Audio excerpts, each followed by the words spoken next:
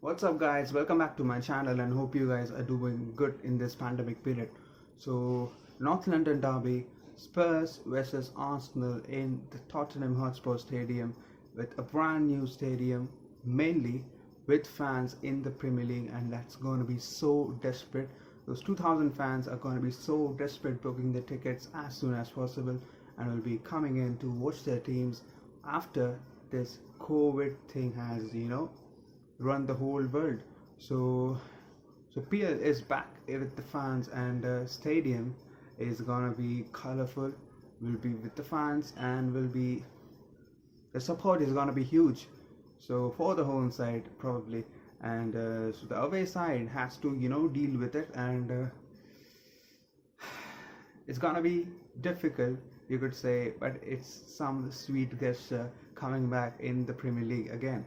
So we'll be talking about the North London derby, Tottenham Hotspur versus Arsenal in the Tottenham Hotspur Stadium. Spurs 2, Arsenal nil, and it's another shambolic week for Arsenal, or a shambolic performance, you could say. It's so predictable, and it's everything is so predictable because new manager that's been coming in, those inexperienced managers or inexperienced in the Premier League, they tend to face the same problem, that they are so predictable in tactics, or they put up those tactics and those pressure situations can't be handled. And it was same for Ole Gunnar Solskjaer, and it's same for Mikel Arteta in the start of the season till now. So, or you could say more worse for Mikel Arteta, and it's been one of the rough weeks for him. The players not performing. There's been creativity issue. Everything comes from the left hand side. Bellerin is a bit vulnerable on the right hand side, and Willian is non-existent. Aubameyang is in a bad phase. Lacazette is not scoring goals after the first match day, and all happens to be is from the defensive line, from Gabriel, from Holding, from Leno, from Thierry. So everything is from the back line. So they are struggling to score goals. So we'll be talking about this North London derby today. And so without wasting any time, let's get this started.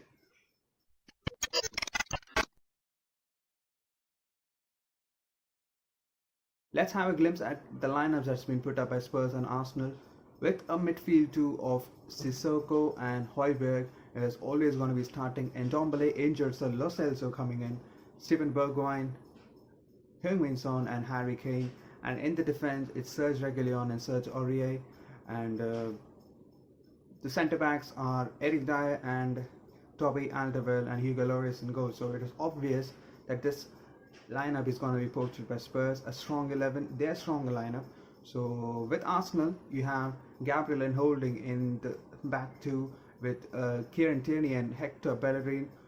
And with a 4-3-3, you could argue, with Saka as a winger, Willian as a right winger, Aubameyang in strike, or in Lacazette playing as a cam. So it was a bit more confusing with Lacazette being playing as an attacking midfielder in the Europa League games. So Arteta may be trying the same, because it worked very well against Dundalk or Rapid Wien that they played, and it could work here. So that formation could be working here, and with a midfield two of Thomas Partey and Granit Xhaka. So if you compare the lineups, and the main thing that comes to mind is the form isn't gonna be important when you're playing a North London derby, because everything is gonna be different. So the form, where you are in the team position, you're first or you're 15th or wherever you are, that doesn't matter in a North London derby. So that's what was the intention, that's what the motive is going into this game. And we witnessed a one-sided game, you could say. So we talked about creativity, that Mesut Ozil is not in the squad, and sometimes as a manager, if he doesn't fit to your tactics, or when Arteta said, when there's been rumors that he has been left out of the squad due to some footballing reasons, some say it's due to some different things. So let's talk about the main footballing thing, that it can be that Ozil doesn't fit to the tactics of Mikel Arteta, that he doesn't press much, He's a bit like much more, waiting. He's so patient midfielder, patient attacking midfielder, and he wins the ball and creates some chances. When in possession, he is one of those cool and composed attacking midfielder, but when off the ball, he switches off.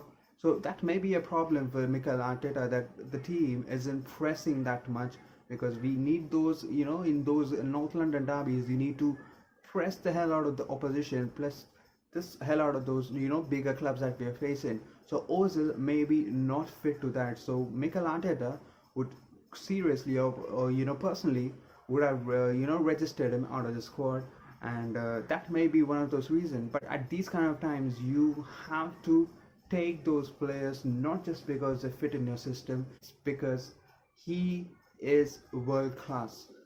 Now, this kind of player, when he gets into another team, when he gets into any other team in this world, he is gonna get that magic. He's gonna put that magic.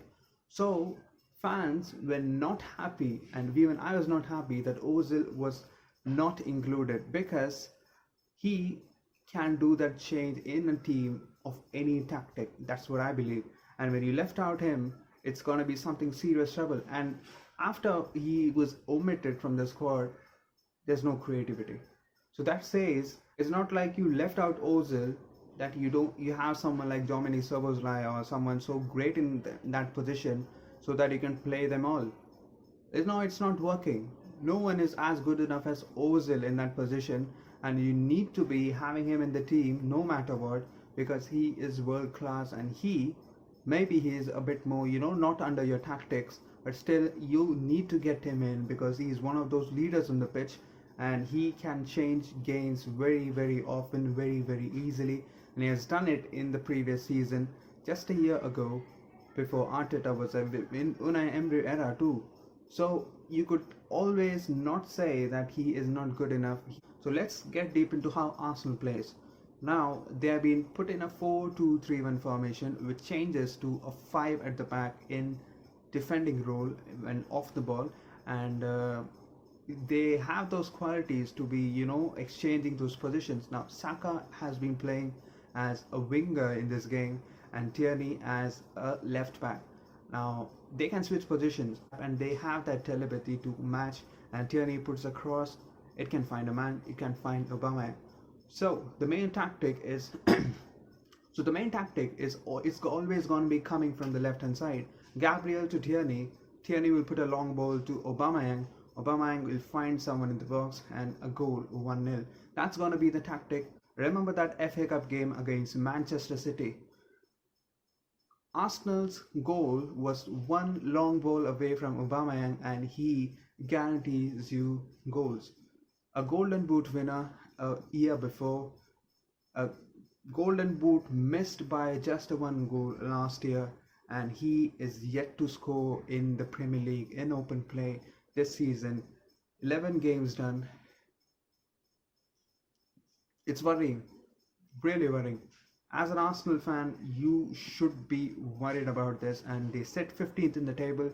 Can't fancy any chances, because they've been put into the Europa League because they won the FA Cup, and you could say it's the final. It was a final for them, final for their lives, because they finished 8th in the Premier League, and they had to win that game to get into the Europa League. Now, as an opposition, Spurs knew their weakness.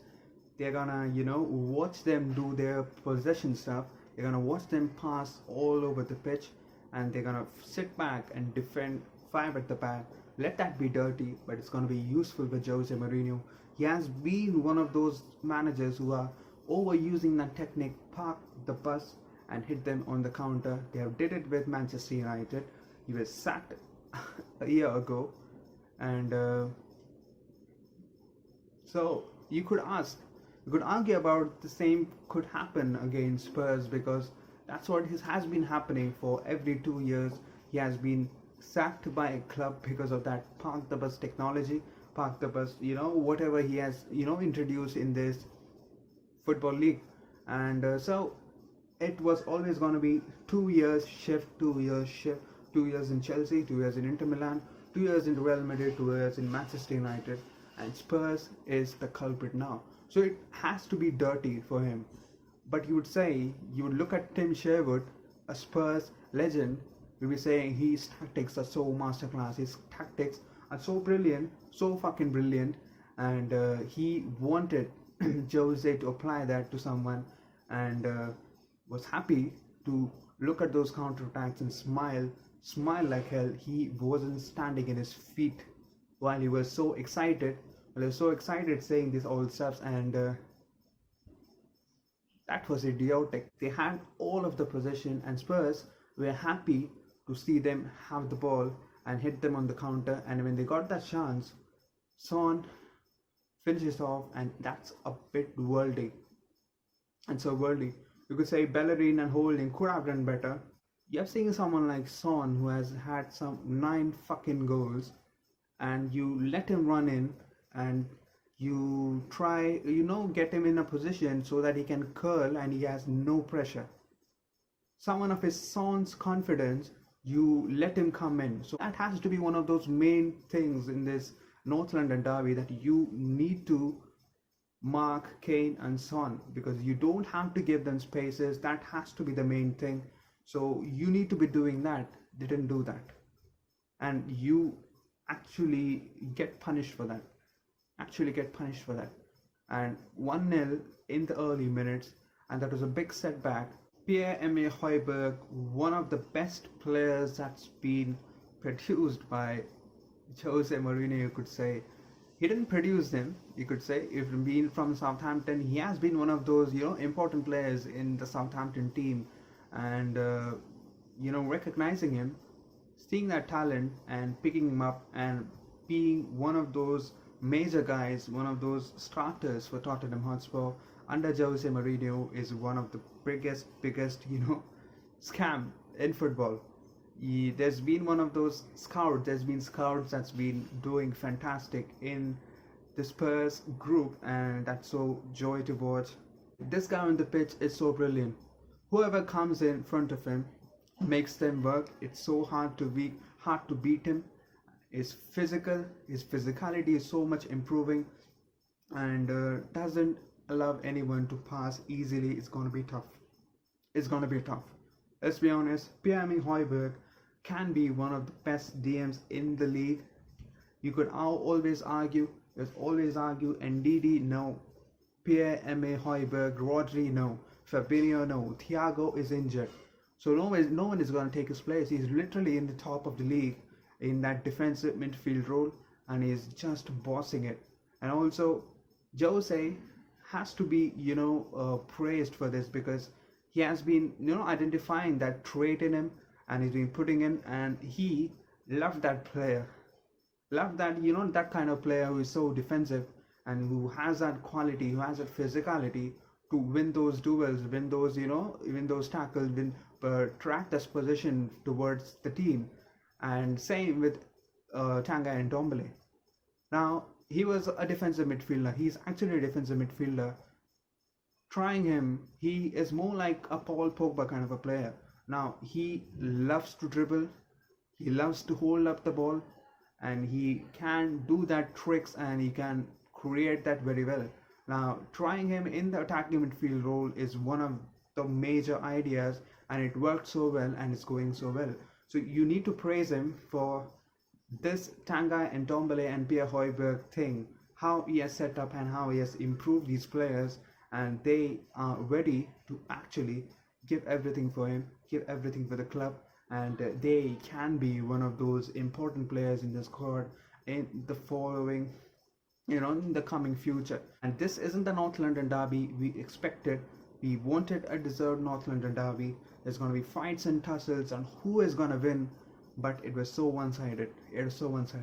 But let that be Hector Bellerin. Let that be Willian, who is non-existent. Aubameyang not getting anything right. Lacazette is been not doing his best. Xhaka, all others. It's not good enough. Now, when these options are minimized, when these options are limited, when the options become limited, everything is gonna be a tussle, and it's gonna be so predictable. You could say Kieran Tierney and Gabriel Magalhaes are one of those man of the match for today's game, and that says it all. And still they conceded 2 goals, and still the man of the match goes to a centre back and a left back. You could say how the team is doing. So win it the Jose style, because they are leading 2-0 up, and Jose removes Steven Bergwijn and adds another CB, Rodon, and now they sit back in 80th minute with 7 at the back with Pierre-Emerick Højbjerg to as a centre back. So if you like the video, please hit that like button, and if you're yet to subscribe, please hit that subscribe button. So North London derby is done. Manchester derby is coming on 12th of December. So before that, Manchester United play Leipzig away from home, and that's gonna be, the final nail in the coffin. It's gonna be a different medium that teams are gonna go through this season. Let that be Arsenal, let that be Aston Villa, let that be Leeds, let that be Manchester United, let that be Chelsea, let that be Tottenham Hotspur or Liverpool or Manchester City. So that's actually the definition of Premier League. That's actually the definition of Premier League. We blamed the Premier League for being dull last season. They are back in it, and we go again in match day 12. So absolutely love this Premier League to be back, fans to be back in the Premier League. So we'll be meeting in the next video. Until then, goodbye, stay home, stay safe.